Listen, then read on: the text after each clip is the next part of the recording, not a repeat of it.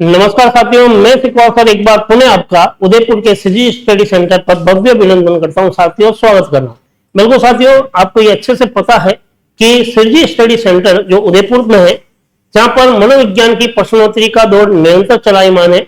जितने भी शिक्षक भर्ती की तैयारी करने वाले जो मेरे विद्यार्थी हैं, उनके लिए आज मनोविज्ञान की प्रश्नोत्तरी 23 में कुछ महत्वपूर्ण और मानक प्रश्न लेकर आए हूं, जो अप्लाइड क्वेश्चन पर भी आधारित रहेंगे प्रश्न, और व्यवहारात्मक पर भी रहेंगे और सैद्धांतिक प्रक्रिया पर भी रहेंगे। तो चलिएगा मेरे साथ मनोविज्ञान की प्रश्नोत्तरी भाग 23 में।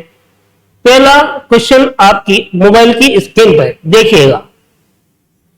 किंडरगार्टन विधि के महत्वपूर्ण गुण से इस विधि का मुख्य महत्वपूर्णता क्या है?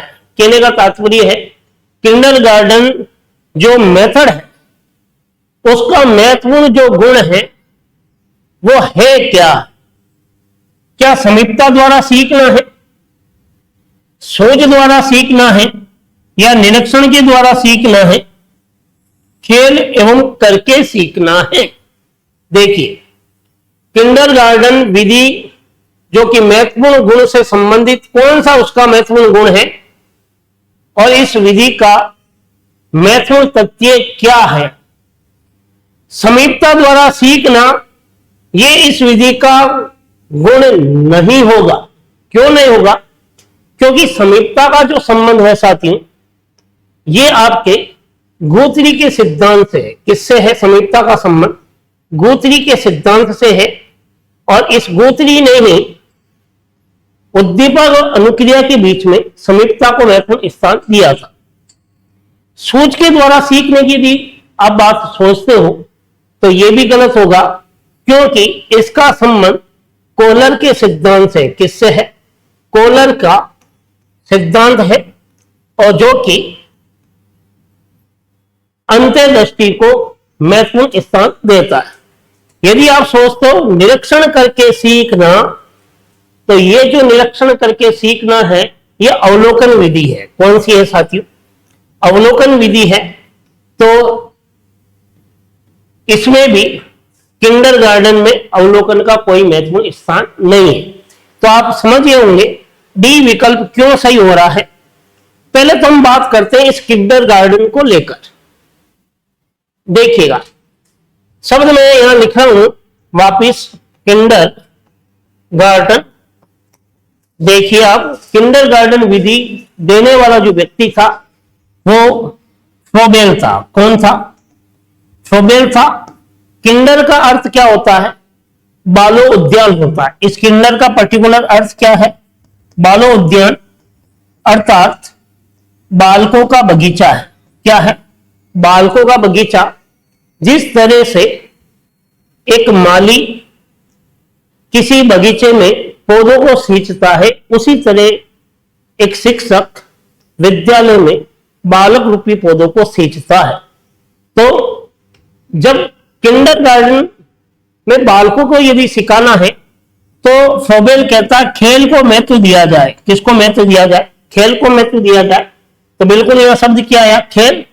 और उसको स्वतंत्र करके, प्रेरित करके सिखाया जाए, करके सिखाया जाए। तो दूसरा तत्व क्या आ गया? करके। तो बिल्कुल डी विकल्प क्या हो गया? सही हो गया। अगले क्वेश्चन की ओर चलेगा मेरे साथ। क्वेश्चन नंबर 2 आपके मोबाइल की स्क्रीन पर। विद्यार्थियों में सामाजिक गुणों का विकास करने वाली विधि कौन सी है? विद्यार्थियों में सामाजिक गुणों को विकसित करने वाली विधि कौन सी है? क्या व्याख्यान विधि है, समस्या समाधान विधि है, सामाजिकृत अभिव्यक्ति विधि है, या सभी है? हर विकल्प पर चर्चा कीजिएगा, कॉन्सेप्ट क्लियर होगा आपका। देखिए, विद्यार्थियों में सामाजिक गुणों को विकसित करने वाली विधि कौन सी है? सामाजिक गुणों का विकास कर सके। व्याख्यान विधि जो कि लेक्चर मेथड है, यह केवल शिक्षक केंद्रित है। शिक्षक केंद्रित है। एक बात सोचिएगा, जब कोई विधि शिक्षक केंद्रित होगी तो क्या बालकों में सामाजिक गुणों का विकास होगा? नहीं होगा। तो यह पहला ही विकल्प क्या हो गया? गलत। फिर यदि हम बात करते हैं समस्या समाधान, बच्चे को समस्या दे दी, अब वो उसको हल करे, तो क्या समस्या समाधान जो विधि है वो क्या सामाजिक गुणों का विकास करेगी? क्योंकि बच्चा जब समस्या में उलझ जाएगा तो सामाजिक गुणों का विकास कैसे होगा? तो बिल्कुल समस्या समाधान विधि जो अंतर्दृष्टि पर आधारित है। किस पर आधारित है साथियों? अंतर्दृष्टि पर आधारित है और एक तरह से ये पूर्णवाद को महत्व देती है, पूर्णता को महत्व देती है। तो देखिएगा बिल्कुल ये सामाजिक गुणों को लेकर किसी तरह की चर्चा नहीं करती। अगली तीसरा जो विकल्प है वो समाजीकृत अभिव्यक्ति है। देखिएगा समाजीकृत अभिव्यक्ति विधि को समाज मिति भी पद्धति भी कह सकते हैं, सामाजिक गुणों पर आधारित है। इसमें शब्द ही लिखा हुआ समाजीकृत, ये वो विधि है जो बालकों में सामाजिक गुणों का विकास कर सकती है। तो बिल्कुल जब बालकों में सामाजिक गुणों का विकास होगा तो नेचुरल है वो अपनी संस्कृति को भी समझेगा, अपने समाज को भी समझेगा, अपनी सभ्यताओं का भी क्या करेगा, उसको भान होगा। तो सी विकल्प क्या हो गया? बिल्कुल सही है और डी होगा नहीं। तो यहां यही तो पूछा जा रहा है कि विद्यार्थी में सामाजिक गुणों को विकास करने वाली जो विधि है वो कौन सी है? समाजीकृत अभिव्यक्ति विधि। चलिए अगले क्वेश्चन की ओर। क्वेश्चन नंबर 3, प्राय शिक्षार्थियों की त्रुटियां संकेत करती है। ध्यान से पढ़िएगा, प्राय यानी अधिकतर विद्यार्थी कोई गलती करता है तो उसकी गलतियां किस ओर संकेत करती है? देखिए वे कैसे सीखते हैं, शिक्षार्थियों के सामाजिक स्तर की ओर संकेत करती है या यांत्रिक अभ्यास की ओर या सीखने की अनुपस्थिति की ओर? देखिए प्राय शिक्षार्थियों की त्रुटियां संकेत करती है। यदि कोई विद्यार्थी गलती करता है, क्या वो उसकी गलती ये बताती है कि वो कैसे सीखते हैं? यदि वो सीखने का प्रयास करता है तो वो त्रुटि जो है वो ये नहीं बताती वो कैसे सीखते हैं। तो देखिएगा पहला विकल्प क्या हो गया? गलत हो गया। क्या विद्यार्थी की त्रुटि ये बताती है कि शिक्षार्थियों के सामाजिक स्तर, यदि वो अच्छा सीख रहा तो सामाजिक स्तर का तो उसका बढ़ावा हो रहा है, तो गलती इस चीज को नहीं बताती है। तो ये विकल्प भी क्या हो गया? गलत। यांत्रिक अभ्यास, देखो यंत्र यदि वो सीख रहा तो गलती तो कर ही नहीं रहा, तो ये भी विकल्प होगा नहीं, क्योंकि यांत्रिक अभ्यास व्यवहारवाद पर आधारित है। किस पर आधारित है? व्यवहारवाद पर आधारित है। तो 3 विकल्प क्या हो गए साथियों? गलत हो गए। तो राइट आंसर क्या होगा? सीखने की अनुपस्थिति। यदि कोई विद्यार्थी गलती कर रहा है तो इसका कारण है या तो वो विद्यार्थी जब शिक्षक पढ़ा रहा था उस कक्षा के दरमियान वो अनुपस्थित रहा या उस दरमियान वो एब्सेंट रहा, इस वजह से अब वो प्रयास कर रहा है तो प्रयास में गलतियां कर रहा है। तो बिल्कुल व्यवहार पर आधारित है ये। डी विकल्प क्या माना जाएगा? बिल्कुल सही माना जाएगा। चलिए मेरे साथ अगले क्वेश्चन की ओर। क्वेश्चन नंबर 4 बहुत ही जबरदस्त है, देखते हैं आप उत्तर दे पाते हो या नहीं। मनोविज्ञान अध्ययन है व्यवहार का, आत्मा का, व्यवहार का वैज्ञानिक अध्ययन है या आदतों का अध्ययन है? बहुत ही दिमाग पर जोर डालकर उत्तर तक आप पहुंच सकते हो। मनोविज्ञान अध्ययन है। देखिए आप जब भी बात करते हो मनोविज्ञान तो आप तुरंत क्या कहते हो? व्यवहार। तो आप ये सोच रहे हैं यह आंसर क्या हो गया? बिल्कुल बिल्कुल क्या सही नहीं, गलत। क्योंकि मनोविज्ञान अध्ययन तो करता है लेकिन किसका करता है? मानव व्यवहार का। वो भी कैसा? वैज्ञानिक अध्ययन करता है। कैसा करता है? वैज्ञानिक अध्ययन करता है मनोविज्ञान। तो देखिएगा ये लाइन कहीं मिलती है, बिल्कुल मिलती है सी विकल्प में। तो व्यवहार का क्या करता है? वैज्ञानिक अध्ययन करता है, इस वजह से विकल्प क्या है? सही है। साइकोलॉजी का अर्थ क्या? आत्मा। साइकोलॉजी का अर्थ क्या हो गया? पर्टिकुलर। साइकोलॉजी का अर्थ क्या? आत्मा है। तो ये विकल्प क्या हो गया? गलत। आदत जो हैबिट है ये इससे संबंधित है ही नहीं, तो बिल्कुल आपका सी विकल्प क्या होगा, सही है। मनोविज्ञान मानव के व्यवहार का वैज्ञानिक अध्ययन करता है। चलिए अगले क्वेश्चन की ओर। क्वेश्चन नंबर 5 बहुत ही मार्मिक है। आपको लग रहा है कोई बड़ा क्वेश्चन है, यदि आप इसका उत्तर गलत देते हो तो ये मान के चलिएगा, यदि आपने शिक्षा का अधिकार अधिनियम 2009 पढ़ा और इस विकल्प को या इस क्वेश्चन को यदि आप गलत कर रहे हो तो ये मान के चलिएगा आपकी तैयारी का स्तर निम्न कोटि का होगा। ये किसी भी सूरत में गलत नहीं होना चाहिए। देखते हैं, बालकों को मुफ्त एवं अनिवार्य शिक्षा का अधिकार 2009 निम्न में से किस पर ध्यान नहीं दिया गया। प्रश्न को वापस पढ़ रहा हूं। बालकों को शिक्षा का अधिकार अधिनियम 2009 में जो ये नियम लागू किया गया उसमें किस बात पर ध्यान नहीं दिया गया है।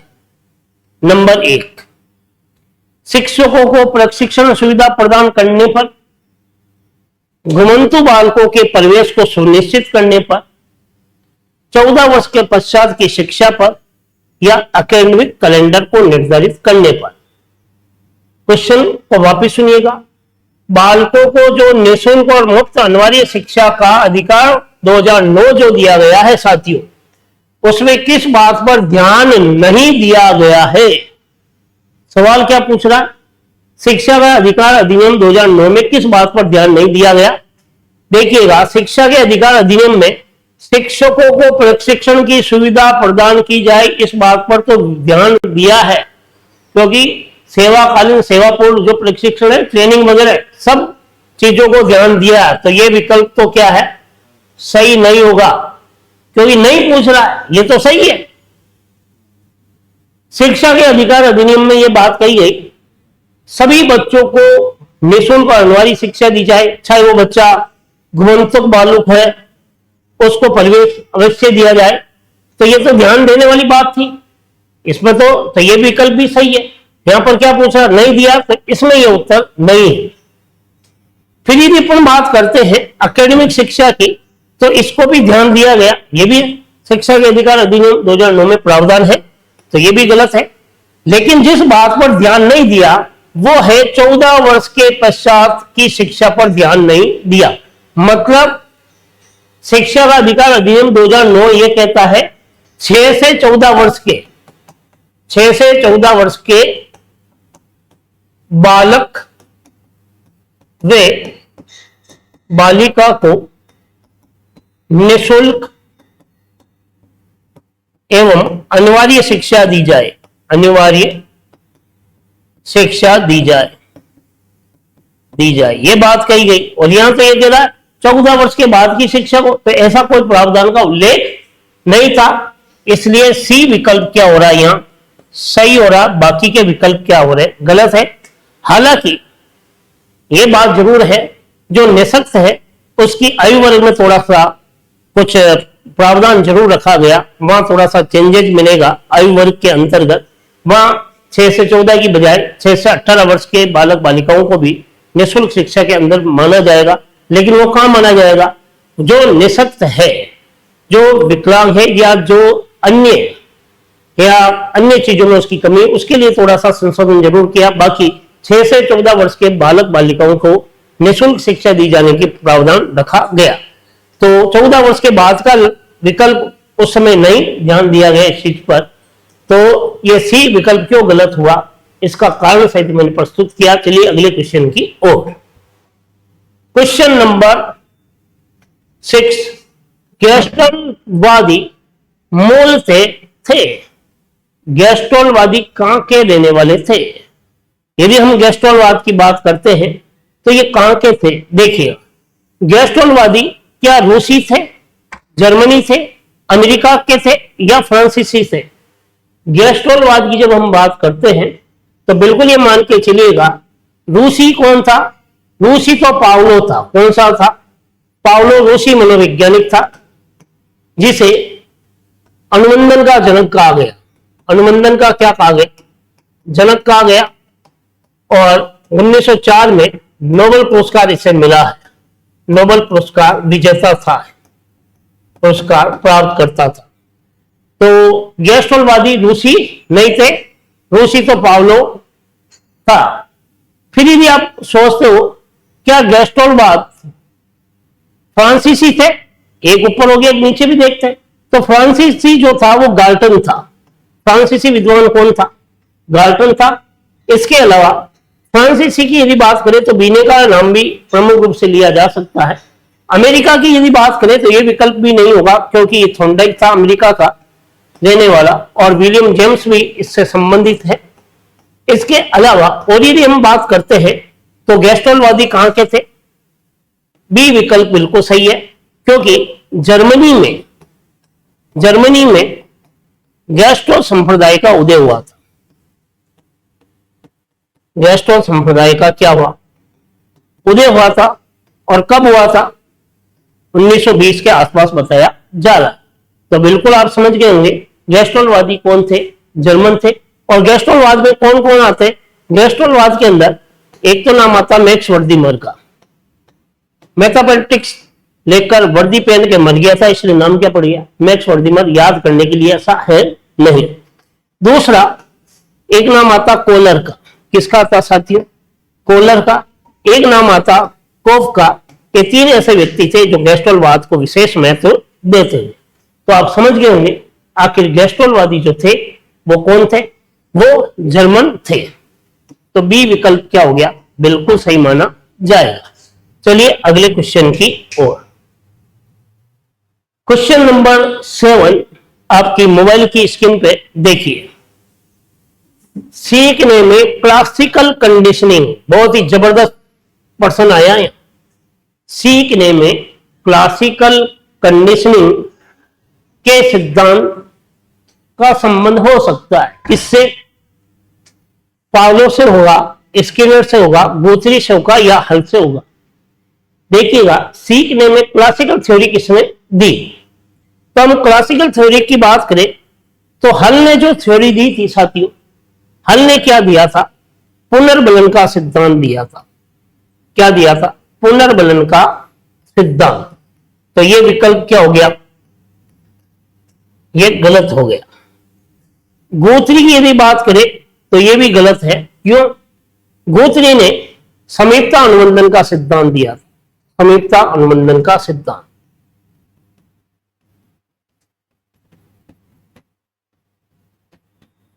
तो यह भी क्या हो गया?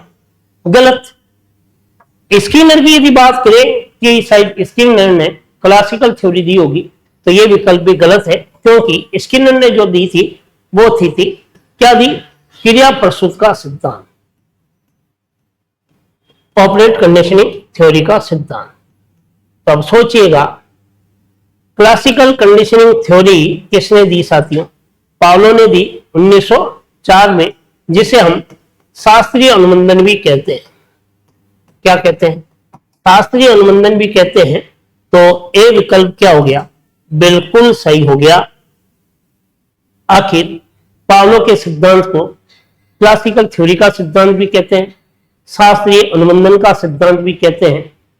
इसके अलावा इसी पावलो के सिद्धांत को परंपरागत अनुबंधन का सिद्धांत भी कहा गया। तो कहने का तात्पर्य यह है कि हर विकल्प पर यदि आप चर्चा करोगे तो आपके कॉन्सेप्ट क्या हो जाएंगे? क्लियर, और आपके उत्तर भी क्या हो जाएंगे? सही। तो चलिए अगले क्वेश्चन की ओर। क्वेश्चन नंबर 8 काफी दमदार है और मजेदार है। देखिए कितना दमदार है। स्मार्ट एज और स्फूर्ति काल किस अवस्था से संबंधित है? सोचिएगा, आप कौन सी अवस्था में थे जब बहुत स्मार्ट थे? आप तो सोच रहे होंगे सर स्मार्ट तो आज भी हम हैं। देखते हैं, स्मार्ट एज और स्फूर्ति का जो काल होता है साथियों, वो होता है क्या सभी? नहीं। कौन सा होगा? बिल्कुल गलत है। किशोरावस्था। ये तो तूफान का काल है।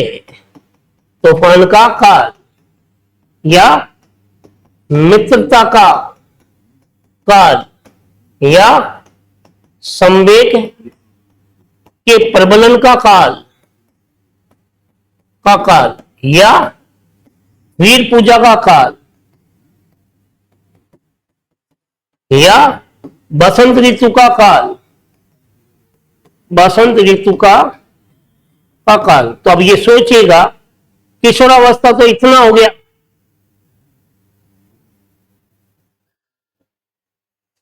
तो शेषावस्था होगी? नहीं होगी। शेषावस्था तो क्या है? खिलौने की आयु है, खिलौने की आयु। सीखने का आदर्श काल है, सीखने का आदर्श काल है। तो अब आप सोच लें आखिर विकल्प कौन सा सही होने वाला है। बाल्यावस्था स्मार्ट एज मानी जाती है। इसके अलावा बाल्यावस्था को संचय काल भी कहते हैं, संग्रह का काल भी कहते हैं, औपचारिक विद्यालय की आयु भी कहते हैं, शिक्षा की प्राथमिकता का काल भी कहा गया। इसके अलावा बाल्यावस्था को मिथ्या परिपक्वता का काल भी कहा गया है। तो ए विकल्प क्या हो गया? बिल्कुल सही हो गया है। चलिए अगले क्वेश्चन की ओर। क्वेश्चन नंबर 9 बहुत ही जबरदस्त है। संधि काल का संबंध है। देखिए, यदि विकास की अवस्थाओं को आपने बहुत ही गहराई से पढ़ा है तो आप उत्तर दे सकोगे, और नहीं पढ़ा है तो आपको चारों ही अवस्था लगेगी सही ये संधि काल हो सकता है। चर्चा करते हैं हर विकल्प पर। देखिए, संधि काल की यदि हम बात करें तो शेषावस्था को संधि काल नहीं कहेंगे। क्यों नहीं कहेंगे? इसे तो मूल प्रवृत्ति का काल कहा गया है। मूल प्रवृत्ति का काल, इसे तो संवेदनाओं का काल कहा गया, संवेदनाओं का काल। ये तो प्रारंभिक है, संधि कहां हो गई? तो ये ऑप्शन गलत हो गया। बाल्यावस्था यदि आप सोचते हो संधि काल हो सकता है तो ये आपसे बड़ा विद्वान, या फिर मैं क्या कहूं, उत्तर क्या हो रहा? गलत। इसे मिथ्या परिपक्वता का काल है, मिथ्या परिपक्वता का काल, अर्थात इसे छद्म काल भी कहते हैं। छद्म काल झूठ बोलने के काल है। तो विकल्प कौन सा सही हो रहा है? प्रौढ़ा होगा नहीं। किशोरावस्था, बाल्यावस्था और प्रौढ़ावस्था के मध्य संधि काल कहलाता है। यह क्या कहलाता है? संधि काल, या फिर इसको संक्रमण का काल भी कहते हैं। तो आप सोच रहे होंगे आखिर किशोरावस्था विकल्प क्यों सही हुआ? तो डी विकल्प, ये सी विकल्प क्या हो गया साथियों? बिल्कुल सही हो गया है। तो चलिएगा मेरे साथ अगले क्वेश्चन की ओर। Question number 10। अब तक आपने आगमन और निगमन विधियों के बारे में पढ़ा। आज आप ये सोच रहे हैं आखिर निगमन विधि का संबंध किससे होगा? क्या सुकरात से होगा, प्लेटो से होगा, अरस्तु से होगा, या मैकेंजी से होगा?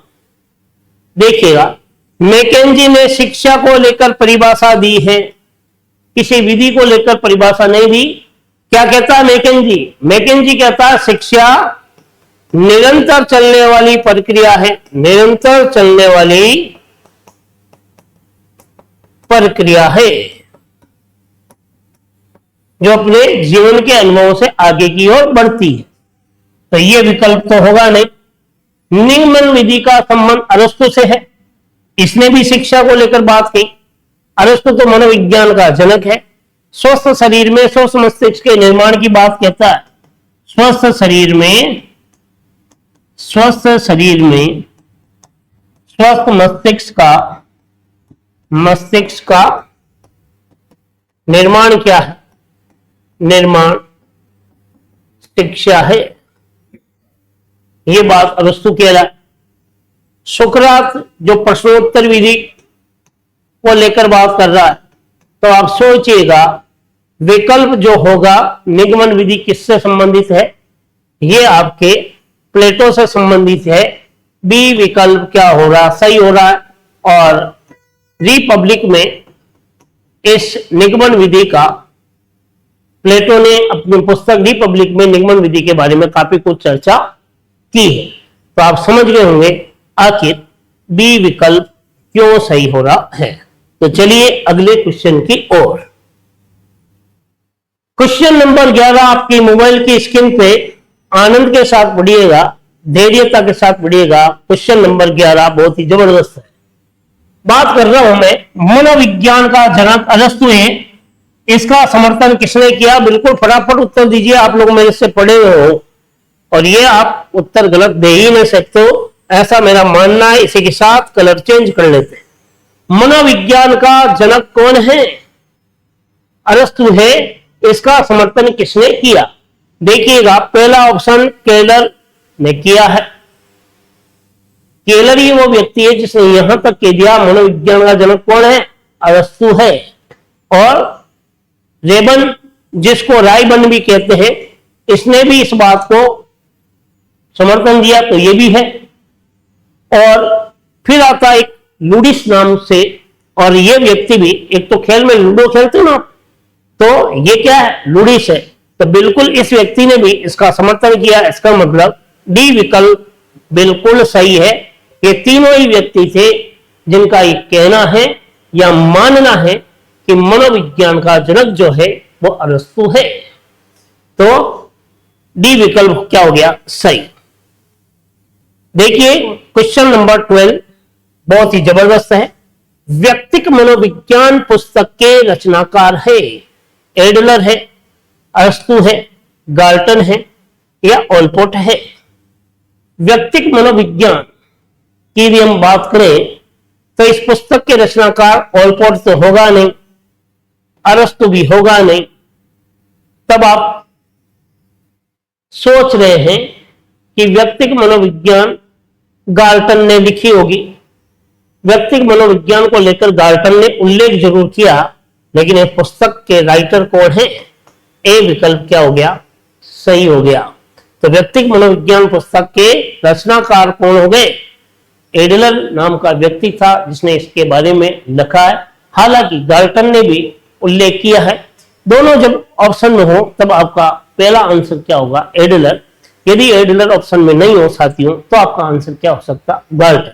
तो चलिए अगले विकल्प की या अगले क्वेश्चन की ओर। रोसा शाही धब्बा परीक्षण है। इंक ब्लॉक टेस्ट, रोसा शाही धब्बा, आईबीटी टेस्ट जिसे कहते हैं, ये कौन सा है? देखिएगा, प्रक्षेपण में से यह सवाल पूछा गया है, प्रक्षेपण विधि, और ये व्यक्तित्व मापन की विधियों से ही सवाल आ रहा है। व्यक्तित्व मापन की विधियां 3 है, प्रक्षेपण विधि, वस्तुनिष्ठ विधि और आत्मनिष्ठ विधि।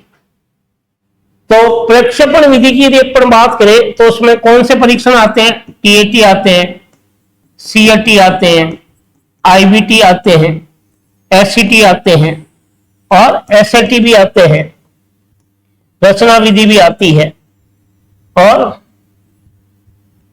शब्द साहचर्य विधि भी आती है, अभिव्यक्ति विधि भी आती है, बहुत सारी है। तो यहां पर ये आईबीटी टेस्ट ही तो पूछ रहे हैं, तो बिल्कुल कौन सी विधि से आ रहा है? प्रक्षेपण। तो व्यक्तिगत होगा नहीं, वस्तुनिष्ठ होगा नहीं, अप्रक्षेपी भी नहीं होगा, केवल क्या होगा? तो आईबीटी टेस्ट जो कि हर्बल रोसा के द्वारा 1921 में दिया गया, और ये एकमात्र यदि देखा जाए जो व्यक्तिगत परीक्षणों के अंतर्गत आता है, और इसमें लगभग 10 कार्ड होते हैं। 5 कार्डों पर काले और सफेद स्याही के धब्बे होते हैं। 5 जो शेष कार्ड होते हैं विभिन्न रंग की स्याही के धब्बे होते हैं। कार्ड दिखाकर बालक के व्यक्तित्व का निर्धारण किया जाता है। तो बिल्कुल हर्बल रोसा का स्याही धब्बा परीक्षण प्रक्षेपण पद्धति में आता है। चलिए अगले क्वेश्चन की ओर। आत्म चेतना का संबंध किससे है साथियों? क्या होता है आत्म चेतना? देखिए, आत्म चेतना का संबंध किससे है? यदि आप उत्तर देते हो सभी तो ये तो गलती है आपका, मान के चलिएगा। यदि आप कहते हो शेषावस्था तो ये भी विकल्प गलत है, क्योंकि शेषावस्था तो आत्म प्रेम की अवस्था है, आत्म प्रेम की अवस्था है। ये क्या है? आत्म प्रेम की अवस्था है। यदि आप सोचते हो बाल्यावस्था तो ये भी गलत है, ये भी क्या है? गलत है, क्योंकि ये तो संग्रह का काल है, संग्रह का काल। यदि आप उत्तर देते हो किशोरावस्था तो इसे ही हम आत्म चेतना का काल या फिर इसे हम स्वाभिमान का काल भी कहते हैं। हम क्या हैं इस चीज का किशोरों को पता होता है, इसीलिए किशोरावस्था को आत्म चेतना का काल भी कहा गया है। चलिए अगले क्वेश्चन की ओर। क्वेश्चन नंबर 15 आपकी स्क्रीन, कौन सी स्क्रीन? मोबाइल की स्क्रीन पर। क्वेश्चन नंबर 15 क्या कहता है? निकट से दूर सिद्धांत में विकास किस प्रकार का होता है? बात हो रही निकट से दूर के सिद्धांतों को लेकर। निकट से दूर का जो सिद्धांत है उसमें आखिर विकास कैसे होता है? बिल्कुल यहां सवाल पूछा गया है, विकास के सिद्धांतों से यह सवाल पूछा जा रहा है, और विकास के सिद्धांतों में ही ये अगर हम बात करें तो विकास की दिशा का सिद्धांत से यह सवाल आ रहा है कि विकास एक निश्चित दिशा में हो रहा है। कौन सा पूछा जा रहा है? विकास की दिशा का सिद्धांत में से यह सवाल आ रहा है। सिद्धांत देखिएगा, विकास की दिशा के सिद्धांत की यदि मैं बात करता हूं, इस सिद्धांत का अर्थ क्या है कि बच्चे का जन्म चाहे अमेरिका में हो या भारत में हो, विकास सदैव एक निश्चित दिशा में होता है। विकास क्या होता है? विकास सदैव निश्चित दिशा में होता है साथियों। निश्चित दिशा में होता है। ये जो निश्चित दिशा में होता है, सही को चेंज करते हैं कलर को, उसे हम क्या कहते हैं? सिर से पैर की दिशा की ओर मानते हैं। सिर से पैर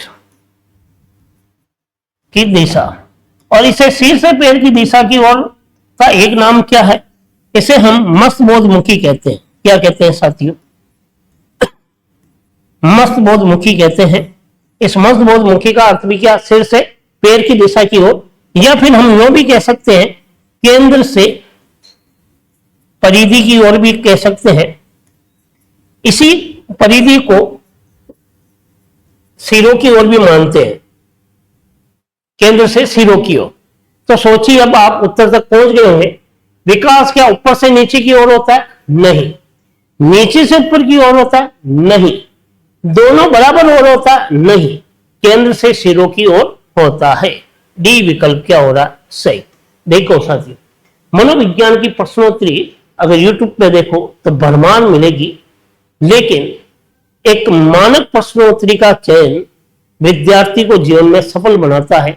यदि मैं इसकी बात करूं तो संभवतया उदयपुर का सृजी स्टडी सेंटर ही ऐसा है जहां हर प्रश्न के हर विकल्प पर चर्चा होती है। किससे? डायरेक्ट कैमरे पर, फेस टू फेस। आपने देखा होगा, मैं किसी चीज का कटाक्ष नहीं कर रहा हूं, मैं बात कर रहा हूं यदि प्रश्न पढ़ा रहे हो, बच्चे के हर विकल्प पर चर्चा करनी चाहिए, जिससे उसकी कॉन्सेप्ट क्या हो, क्लियर हो। तो चलते हैं अगले क्वेश्चन की ओर। क्वेश्चन नंबर 16, शिक्षण की आधुनिक संकल्पना के अनुसार एक शिक्षक को निर्वहन करना चाहिए। यानी कि आधुनिक रूप में यदि हम शिक्षण की संकल्पना करें तो एक टीचर होने के नाते हमें क्या करना चाहिए? दार्शनिक विचारधारा रखे, मित्रता का व्यवहार रखे, अनुदेशक की भूमिका निभाए, या कार्य की सहभागी बने। देखिएगा, शिक्षण की आधुनिक संकल्पना की यदि बात करें तो एक शिक्षक के रूप में हमें दार्शनिक विचारधारा तो नहीं रखनी चाहिए। दार्शनिक, क्योंकि दर्शन ये कहता है मैं कह रहा हूं वो भी सत्य है, आप कह रहे हो जो भी सत्य है, तो मिथ्या क्या, जगत मिथ्या है, ईश्वर सत्य है। तो दार्शनिक विचारधारा से बच्चा कंफ्यूज हो जाएगा, तो ये होगा नहीं। और मित्रता का यदि भाव रखोगे तो बच्चा आपकी बात सुने या ना भी सुने, तो ये होगा नहीं। और कंप्यूटर की तरह अनुदेशक दोगे आप, बार बार उसे कहोगे, तब भी वो आपको नजरअंदाज करेगा। अपितु आप तो उन विद्यार्थियों के कार्य में सहभागी बने। यदि आप पढ़ा रहे हो तो उनके साथ अंत्य क्रिया के माध्यम से पढ़ाए। यदि वो कोई कार्य करवा रहे हो तो आप खुद करें, तो बच्चा भी वो उस कार्य को करेगा। तो डी विकल्प क्या होगा, बिल्कुल सही हुआ। क्यों होगा, हर बिंदु पर चर्चा की है। चलिए अगले क्वेश्चन की ओर। क्वेश्चन नंबर 17 आपके मोबाइल की स्क्रीन पे देखिए। शब्द आया प्रणोद और हास के सिद्धांत को लेकर। ये प्रणोद और हास का सिद्धांत क्या है, इस प्रणोद को हम, प्रणोद और हास के सिद्धांत को हम चालक का सिद्धांत भी कहते हैं। चालक का सिद्धांत भी देखिएगा। यह सिद्धांत कब दिया, 1915 में दिया। किसने दिया था, क्लार्क लियोनार्ड हल ने दिया। तो उत्तर डायरेक्ट समझ में आ गया होगा कौन है, ए विकल्प बिल्कुल सही है। जॉन डीवी ने त्रिमुखी प्रक्रिया कहा है, शिक्षा को त्रिमुखी प्रक्रिया बताया है, तो ये होगा नहीं।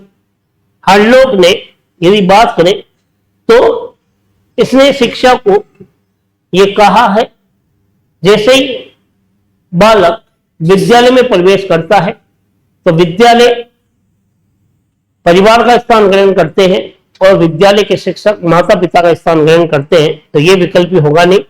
अरस्तु मनोविज्ञान का जनक है, तो यह भी होगा नहीं। तो समझ गए होंगे आखिर विकल्प क्या है, ए बिल्कुल सही माना गया है। चलिए अगले क्वेश्चन की ओर। क्वेश्चन नंबर 18 आपके मोबाइल की स्क्रीन पर यह रहा। विस्मरण के प्रयोग स्वयं पर किसने किए, बोल पर प्रयोग करने वाला ऐसा कौन सा शख्स था जिसने स्वयं पर ही प्रयोग किए। क्या हल था, स्किनर था, एबिगास था या केटर था। देखिएगा, विस्मरण के प्रयोग में हल का योगदान नहीं है। हल तो केवल सुव्यवस्थितता को लेकर बात करता है। स्किनर है जो क्रिया प्रस्तुत को लेकर बात करता है, यह भी अपने स्वयं पर प्रयोग को लेकर कोई चर्चा नहीं कर रहा। केटल है क्षेत्रवाद को लेकर बात करता है, यह भी नहीं है। तो बचा कौन, एबिगास वो शख्सियत है जिसने साथियों विस्मरण के प्रयोग में स्वयं पर कुछ प्रयोग किए, उसके आधार पर बाद में इसने कई तरह की सीखने में चर्चाओं का योगदान दिया है। तो चलिए अगले क्वेश्चन की ओर। क्वेश्चन नंबर 19 आपके मोबाइल की स्क्रीन पर बहुत ही जबरदस्त है और यह क्वेश्चन अधिगम के अंतरण से स्थानांतरण से पूछा हुआ है। देखिएगा, सीखने की अवधि में पठार साधारणतया कुछ दिन, कुछ सप्ताह और कुछ महीनों तक रहता है। देखिएगा, अधिगम का पठार से सवाल पूछा गया है, पठार, और पठार का संबंध किससे होता है, अंतरण से ही होता है। किससे होता है, अंतरण से ही होता है। आखिर यह कथन किसका है कि सीखने की अवधि में जो अधिगम का जो पठार है, पठार मतलब कठिनाई, कठिनाई, तो सीखने में कठिनाई कुछ दिन, कुछ सप्ताह और कुछ महीने तक ही रहती है, बाद में वो गायब हो जाती है। यह कथन किसका रहा है, तो देखिएगा, क्रो कहता है 20वीं शताब्दी तो बालकों की शताब्दी है, बालकों की शताब्दी। इसके अलावा क्रो कहता आदत ज्ञान और अभिव्यक्तियों का अर्जन क्या, अधिगम है। तो ये दो कथन का ये विकल्प है नहीं। स्किनर क्या कहता है, व्यवहार में उत्तरोत्तर समन्वय की प्रक्रिया अधिगम है। तो क्या कहता है, व्यवहार में उत्तरोत्तर समन्वय की प्रक्रिया, समन्वय की प्रक्रिया क्या है, अधिगम है। तो ये कथन भी होगा नहीं। मैकडूगल ने अभिप्रेरणा को लेकर एक बात कही कि अभिप्रेरणा में शारीरिक मनोवैज्ञानिक दशाएं हैं जो बालक को सीखने के लिए प्रेरित करती है। तो ये होगा नहीं। विकल्प क्या बचा, बी विकल्प बचा, वो बिल्कुल सही होगा, क्योंकि सोरेनसन ही वो व्यक्ति है जिसने अभिप्रेरणा को अधिगम का आधार स्तंभ भी बताया। ये सोरेनसन वही व्यक्ति है साथियों जिसने अधिगम की कठिनाई को लेकर, पठार को लेकर एक कथन कहा कि हम जब भी कोई नई चीज सीखते हैं वो कुछ दिन और कुछ सप्ताह तो कठिन लगती है, कुछ महीनों तक कठिन लग सकती है, सीखने के बाद वो सरल हो जाती है। जब आप बीएड नहीं किए हुए थे, बीएड आपको कठिन लग रही थी, जब आप रिट प्री क्लियर नहीं थे तो रिट आपको कठिन लग रही थी, और जैसे ही आपका रिट में सिलेक्शन होता है तो आप अपने ही मुंह से कहते हो अरे पीटीटी तो बहुत सरल है, 10वीं तो बहुत सरल है, क्योंकि आपने उसको पास कर ली। तो कहने का मतलब अधिगम का जो पठार होता है वो कुछ दिन, कुछ सप्ताह, कुछ महीनों तक ही रहता है। तो ये बात सोरेनसन ने की, और बी विकल्प इसलिए ये क्या हो गया, सही हो गया। चलिए अगले क्वेश्चन की ओर। आपके मोबाइल की स्क्रीन पे आज के इस सेशन का अंतिम क्वेश्चन देखिए और उत्तर तक पहुंचिए। एनसीएफ 2005 का संबंध है, एनसीएफ 2005 नेशनल करिकुलम फ्रेमवर्क, राष्ट्रीय पाठ्यचर्या 2005। देखिए इसका संबंध किससे है, क्या टैगोर से है, पीसी व्यास से, मैकेंजी से या गांधी से। देखिए गांधी का संबंध तो सर्वांगीण विकास की शिक्षा से, सर्वांगीण विकास की शिक्षा। तो आप सोच रहे होंगे डी विकल्प तो होगा नहीं। मैकेंजी कहता है शिक्षा सतत प्रक्रिया, तो ये भी होगा नहीं। पीसी व्यास एनसीएफ 2011 के अध्यक्ष थे पीसी व्यास, तो ये भी होगा नहीं। तो एनसीएफ 2005 का संबंध है वो टैगोर से है। किससे साथियों, टैगोर से है। क्यों, रविंद्रनाथ टैगोर ने एक निबंध लिखा था और उस निबंध का नाम था सभ्यता एवं साथ में प्रगति था। इसी निबंध के दस्तावेज से एनसीएफ 2005 के निर्माण को लेकर चर्चा हुई, और प्रोफेसर यशपाल जो थे इस एनसीएफ 2005 की अध्यक्षता की थी, प्रोफेसर यशपाल ने की थी साथियों। तो आप समझ गए होंगे आखिर एनसीएफ 2005 का जो संबंध है वो रविंद्रनाथ टैगोर के निबंध सभ्यता और प्रगति से रहा है। तो बिल्कुल आपको मनोविज्ञान की प्रश्नोत्तरी का जो ये निरंतर जो चलायमान है, जो कि आपको उदयपुर के सरजी स्टडी सेंटर पर निरंतर मिल रही है, किसके सानिध्य में, बिल्कुल आप मेरे से परिचित हैं, सिकवाल सर के सानिध्य में आपको ये बहुत ही महत्वपूर्ण प्रश्नों की चर्चा प्रतिदिन मिल रही है। तो बिल्कुल इसका लाभ उठाइएगा और शिक्षक भर्ती में अपना स्थान चयनित करवाइएगा, क्योंकि हमारी सफलता केवल ये है आपका स्कूल भर्ती में, या फिर मैं यूं कहूं शिक्षक भर्ती में, स्कूल में ही तो जाएंगे आप, उसमें आपका क्या हो जाए, चयन हो जाए। आप जिसकी भी तैयारी कर रहे हैं साथियों, चाहे वो 3rd ग्रेड हो, 2nd ग्रेड हो, 1st ग्रेड हो, या शारीरिक शिक्षक भर्ती के लिए भी ये मनोविज्ञान की प्रश्नोत्तरी बहुत ही महत्वपूर्ण है। तो अगले वीडियो में कुछ नए प्रश्नों के साथ फिर मैं मुलाकात करूंगा। तब तक साथियों आप अपना ख्याल रखिएगा और निरंतर अध्ययन कीजिएगा, क्योंकि आपके सपने आपके अपने हैं और आपके अपने आपके सपने हैं। जय हिंद, जय भारत।